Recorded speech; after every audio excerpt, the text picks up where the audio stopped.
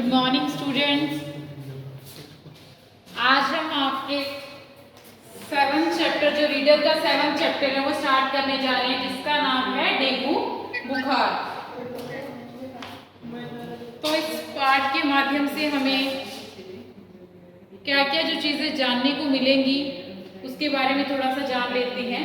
इस पाठ को लिखने का जो मुख्य उद्देश्य है वो क्या है कि हमें जो अपनी हेल्थ की, अपनी सेहत की संभाल कैसे रखनी है, कैसे जो है अपने आसपास, अपने घरों में साफ सफाई रखनी है, अपनी खुद की साफ सफाई रखनी है, इसके प्रति दूसरों को जो नहीं जानते हैं लोग उनको क्या है जागरूक करना है। ये सारे जो उद्देश्य हैं वो इस पाठ के हैं। उसके बाद है कि इस पाठ के अंदर आपको किस किस चीज़ के बारे में जो है वो जानकारी दी जाएगी। इसमें बताया जाएगा कि जो डेंगू बुखार है वो कितने प्रकार का होता है, ये बीमारी कितने प्रकार की है, इसके क्या क्या सिम्टम्स हैं, क्या लक्षण हैं, इस बीमारी के होने के क्या कारण हैं, उसके बाद इससे कैसे बचा जा सकता है, और सारे जो है कितने प्रकार के जो आपको डेंगू बुखार है वो 3 तरह का है, उन सब के बारे में जो आपको जानकारी मिलेगी।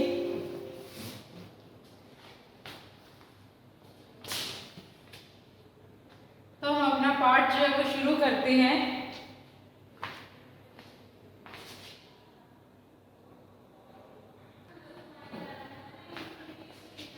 तो पाठ शुरू करते हैं। शिरीष आज भी अनुपस्थित होता है, गैर हाजिर है। गौतम ने कहा। गौतम कहता है अपनी क्लास के अंदर सभी बच्चे बैठे हैं, वो अपने टीचर से कहता है कि शिरीष जो है वो आज भी अनुपस्थित है, गैर हाजिर है। वह तो एक दिन भी क्लास मिस नहीं करता, गौरी बोली। तो गौरी जो है वो क्या कहती है कि जो शिरीष है वो तो जो है कभी भी क्लास जो है मिस नहीं करता, जरूर कोई खास बात होगी, वरना शिरीष स्कूल न आए है तो हो ही नहीं सकता। उसके बाद है बच्चों में शिरीष की अनुपस्थिति को लेकर अभी चिंता देते हुए कक्षा अध्यापिका ने हाजिरी लेने के बाद बताया शिरीष अभी जो है 15-20 दिन तक जो है विद्यालय नहीं आएगा। तो अध्यापिका कहती हैं कि शिरीष जो है कि 15-20 दिनों के लिए अब तक जो है वो विद्यालय स्कूल के अंदर जो है नहीं आएगा। तो सभी बच्चों के मन में जो है वो हलचल हो जाती है कि वो क्यों नहीं आएगा स्कूल, 15-20 दिन ऐसा क्या हुआ मैम। तो वो अपनी अध्यापिका से सभी बच्चे पूछते हैं कि 15-20 दिन क्यों नहीं आएगा शिरीष स्कूल, ऐसा क्या हुआ है। तो मैं आगे से उसके अध्यापिका कहती हैं कि शिरीष को डेंगू बुखार हो गया है। कल ही उसके पिताजी प्रधानाध्यापिका को छुट्टी के लिए प्रार्थना पत्र देने आए थे।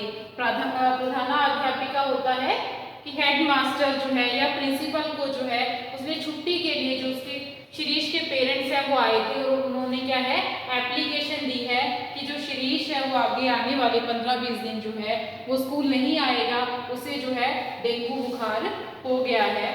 उन्होंने मुझे शिरीष के विषय में जानकारी भी दी। ये बात जो है वो उनकी अध्यापिका जो है वो बच्चों को बता रही है कि शिरीष के जो पेरेंट्स आए थे, उन पिताजी जो आए थे, उन्होंने मुझे बताया है ये जो सारी जानकारी है डेंगू बुखार के बारे में वो मुझे उन्होंने कल दी है।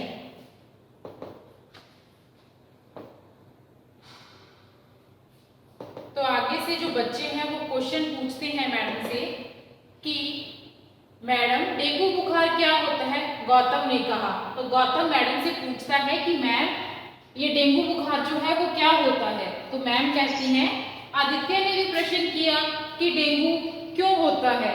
उसके बाद उसके अध्यापिका बताती हैं कि बच्चों ठहरे हुए पानी में एडिस एजिप्टी के कारण से डेंगू बुखार हो जाता है। जब जो पानी जो है खड़ा रह जाता है किसी स्थान पर काफी दिनों के लिए, तो उसके अंदर जो है एडिस इजिप्ट के कारण जो है वो डेंगू बुखार जो है वो हो जाता है। और एक मच्छर है जो दिन में काटता है, रात को जो मच्छर काटते हैं वो तो नॉर्मली है, अगर ये डेंगू बुखार उसको होता है जिसको जो है मच्छर दिन में काटता है, और जब मच्छर काटता है उसके बाद जो उसका असर है वो हमारे रक्त, हमारे खून के अंदर संक्रमित होता है, चला जाता है, और वो 5-6 दिनों तक हमारे रक्त के अंदर जो है संक्रमित जो है फैलता रहता है। होने रहने से 5-6 दिनों तक के भीतर शरीर पर अपना प्रभाव दिखाना आरंभ करता है। कि यह जब मच्छर काटता है तो उसके 5-6 दिनों के बाद जो हमें इसके जो है लक्षण है वो दिखाई देने शुरू होते हैं, इसका प्रभाव जो है वो दिखना शुरू होता है। मुझे शिरीष की बहुत चिंता हो रही है, गौतम ने कहा। जब अध्यापिका ने उनको डेंगू बुखार के बारे में बताया कि डेंगू बुखार क्या है, कैसे होता है, तो गौतम कहता है कि मुझे जो है वो शिरीष की बहुत चिंता हो रही है। गौतम, शिरीष को साधारण डेंगू हुआ है, वह ठीक हो जाएगा। तो उसकी अध्यापिका कहती है कि चिंता करने की कोई बात नहीं है, शिरीष को जो है वो बहुत ही जो साधारण डेंगू है वो हुआ है।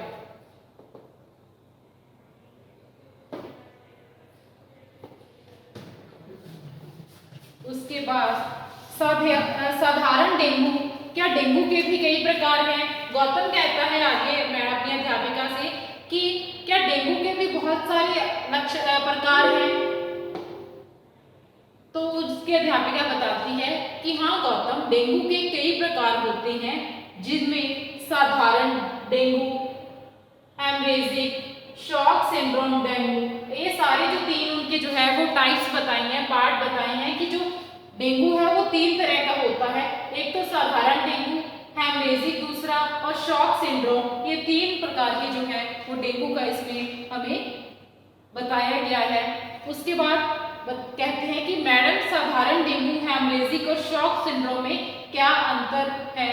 शिरीष ने पूछा। तो शिरीष क्या पूछता है कि मैम, इन तीनों जो डेंगू आप बताया है, इन तीनों के अंदर क्या डिफरेंस है?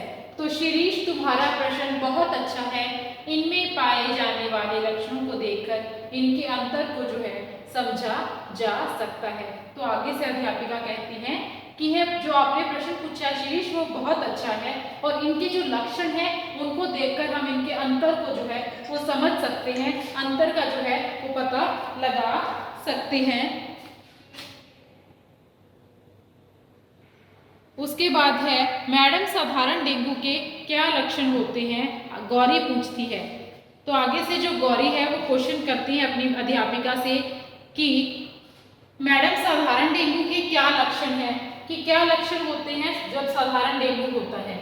तो उनकी अध्यापिका बताती हैं कि गौरी, साधारण डेंगू बुखार में अचानक जो है वो तेज बुखार होने लगता है, सिर के अंदर जो है वो दर्द शुरू हो जाता है, मांसपेशियों मतलब मसल्स के हैं या जोड़ों में जो है वो तेज दर्द होना और खिंचाव और दर्द होता है। कि सबसे पहले तो क्या है, तेज बुखार होता है, उसके बाद सिर में दर्द रहता है, उसके बाद मांसपेशियों और जोड़ों में जो है वो तेज खिंचाव या दर्द होता है, और मुंह का लार्वा प्रभावित होने से जो स्वाद है वो खत्म हो जाता है। कि मुंह के अंदर जो हमारा सलाइवा है उसका क्या है, जो स्वाद है वो खत्म हो जाता है, तो हम जो भी कुछ खाते हैं उसका हमें कोई भी टेस्ट नहीं पता चलता कि क्या मीठा है, नमकीन है, कैसा है।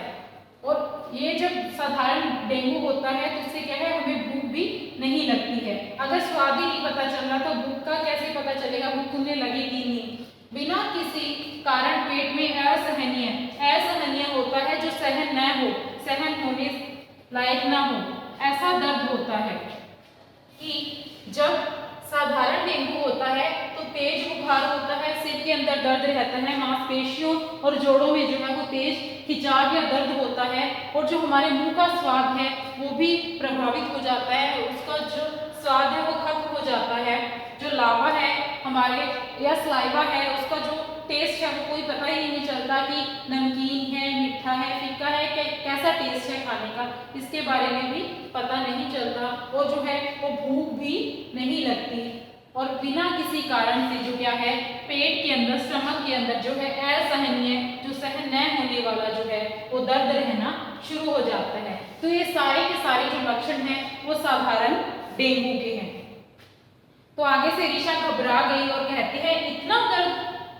हाँ ऋषा, डेंगू को हड्डी तोड़ बुखार भी कहते हैं। इस रोग में इतनी पीड़ा होती है जैसे रोगी की हड्डियां ही टूट गई हो। तो आगे से उसकी अध्यापिका कहती हैं कि हाँ ऋषा, डेंगू को जो है, ये डेंगू है उसको क्या है, हड्डी तोड़ बुखार भी कहते हैं। हड्डी तोड़ बुखार क्यों कहते हैं? क्योंकि इस बुखार के कारण क्या है कि जो हमारे शरीर की मांसपेशियां हैं या जोड़ है उनमें बहुत ही भयंकर जो है वो दर्द होना शुरू हो जाता है, जिसकी वजह से इस बुखार को क्या है, हड्डी तोड़ बुखार का नाम भी दिया गया है। ये आगे आपको प्रश्न भी आएगा कि हड्डी तोड़ बुखार किसे कहते हैं, तो आप लिख सकते हैं कि डेंगू को हड्डी तोड़ बुखार भी कहते हैं, क्योंकि इस रोग में इतनी पीड़ा होती है जैसे रोगी की क्या है, हड्डियां ही टूट गई हो।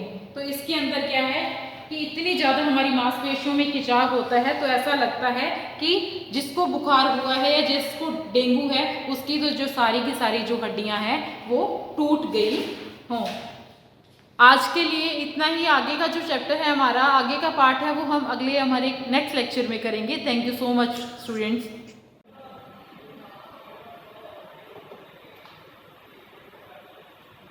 ठीक है, तो उसके बाद हम देखते हैं कि बच्चे जो हैं वो मैडम से क्वेश्चन पूछ रहे हैं डेंगू से संबंधित जो।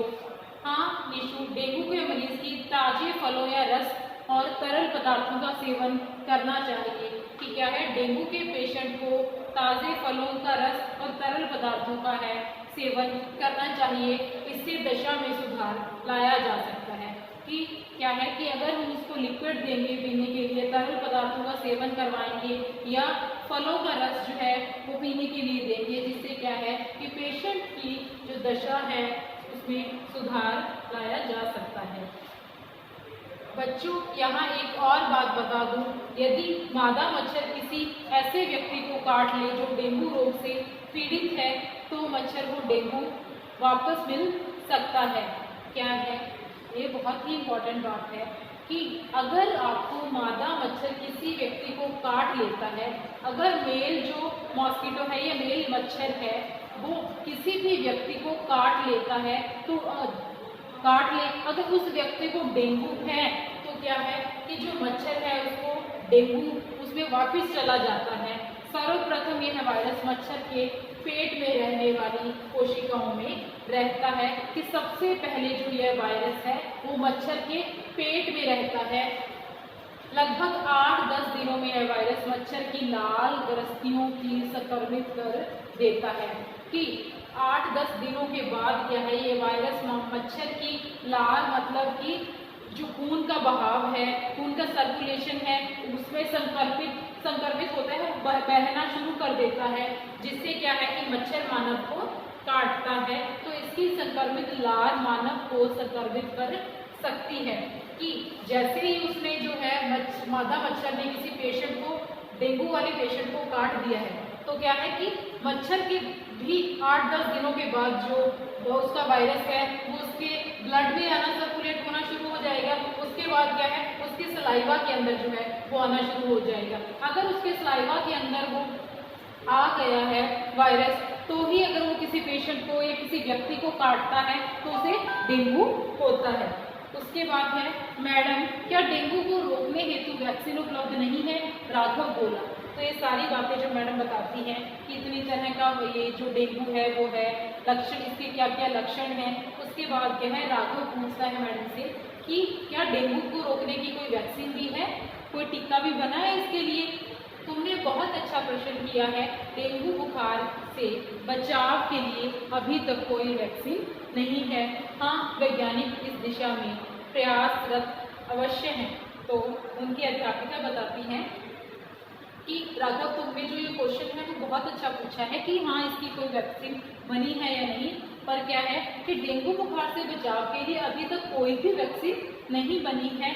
हाँ, वैज्ञानिक जो है, साइंटिस्ट क्या है कि इस डायरेक्शन में कुछ ना कुछ जो अपने प्रयास हैं वो कर रहे हैं, अवश्य कर रहे हैं, ताकि जो है इसकी कोई भी वैक्सीन जो है वो बनाई जा सके। उसके बाद है, इस खतरनाक बीमारी से बचने के लिए हमें क्या करना चाहिए?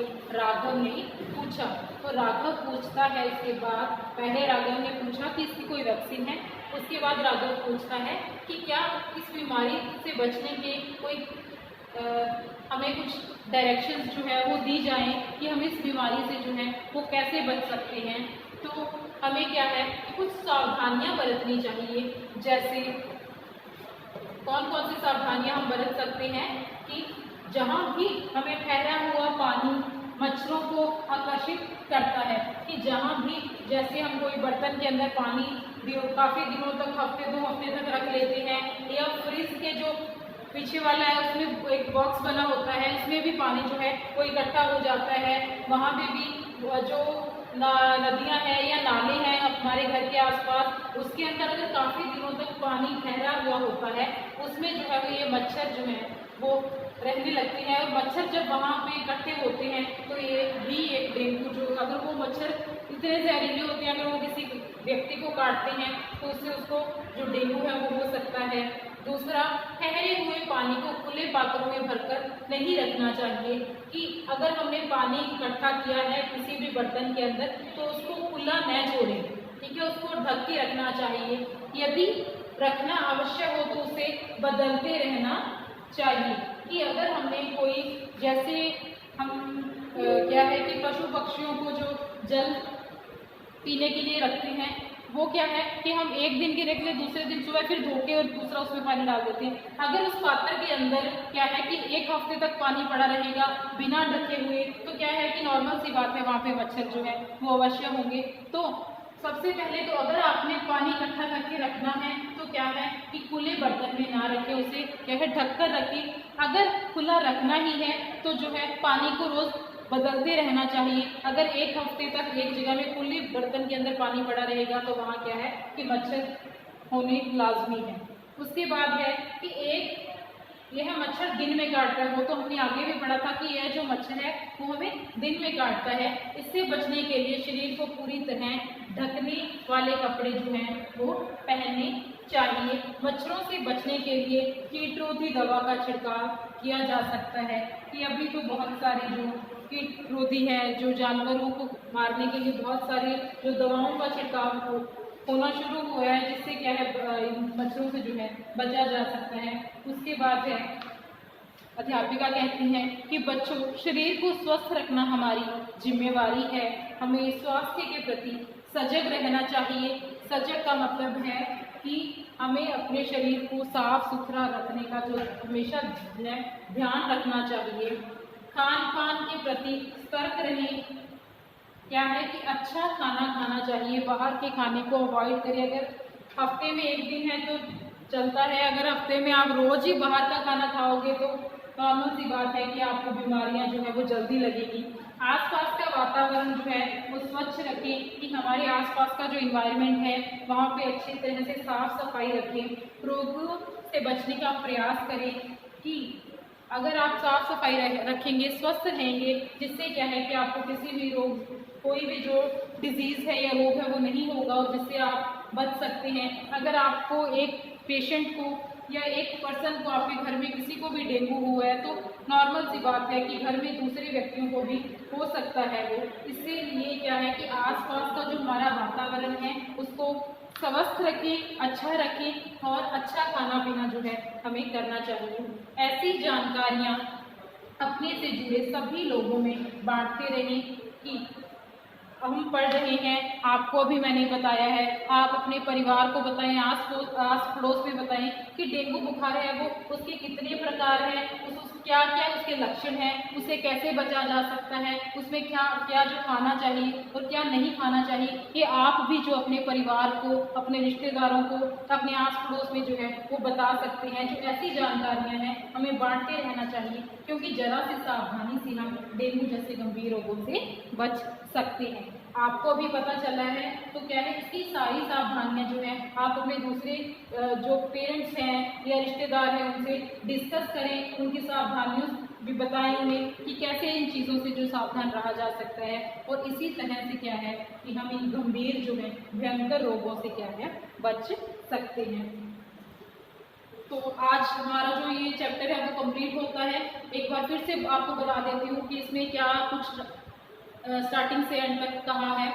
अध्यापिका जो है वो बच्चों को पढ़ा रही है, उसको बोलती है कि शिरीष जो है आज स्कूल नहीं आया है। तो जो बच्चे हैं, राघव है, वो मैडम से पूछता है कि मैडम आज जो शिरीष है वो स्कूल क्यों नहीं आया है। तो मैडम बताती हैं कि जो शिरीष है वो 15-20 दिन अभी नहीं आएगा, क्योंकि उसको क्या है कि डेंगू बुखार हो गया है। उसके जो पेरेंट्स हैं वो आए थे, उन्होंने प्रार्थना पत्र दिया है, स्कूल के अंदर छुट्टी ली है उन्होंने। तो शिरीष क्या है कि पूछता है कि अपनी अध्यापिका से कि मैडम ये जो डेंगू बुखार है वो क्या होता है। तो उसकी अध्यापिका उसे बताती है कि जो शिरीष को क्या है वो साधारण डेंगू हुआ है।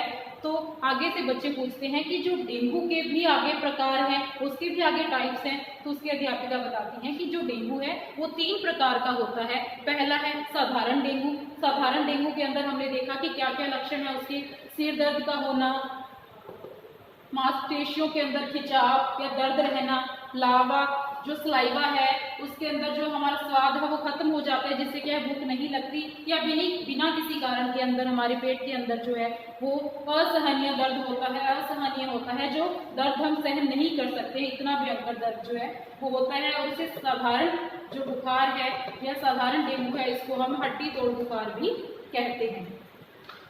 उसके बाद है हमने उसके बाद पढ़ा है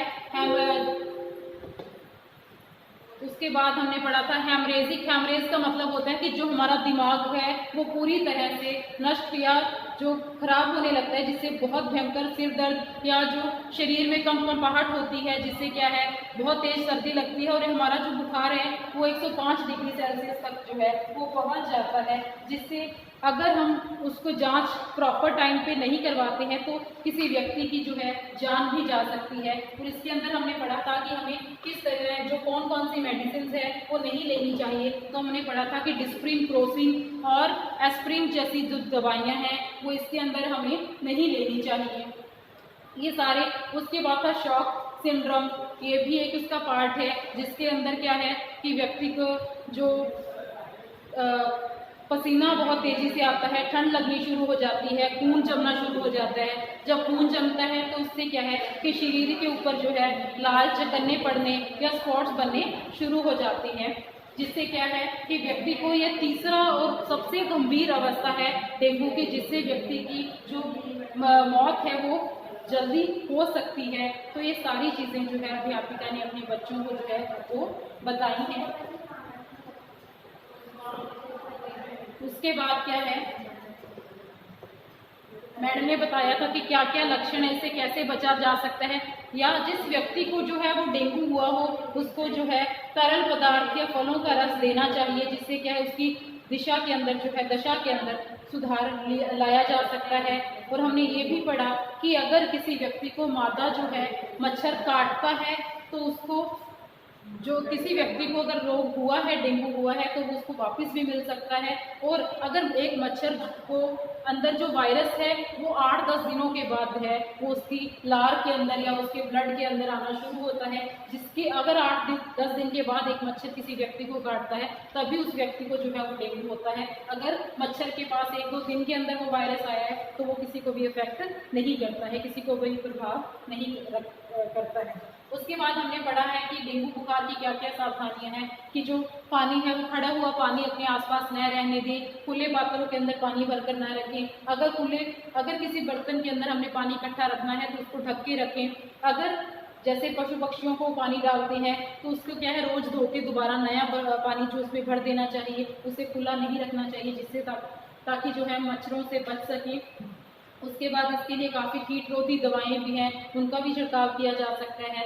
और शरीर को है हमेशा जो है स्वस्थ रखें, सजग रहें, आसपास के जो अपने रिश्तेदार हैं, भाई बहन हैं, अपने पेरेंट्स हैं, उनको भी जो है टाइम टू टाइम बताते रहें कि ये क्या है डेंगू बुखार, इसे कैसे बचा जा सकता है। ये सारी चीज़ें आप का ध्यान रखें ताकि आप अच्छे से अपने घर के अंदर जो है वो स्वस्थ रह सकें।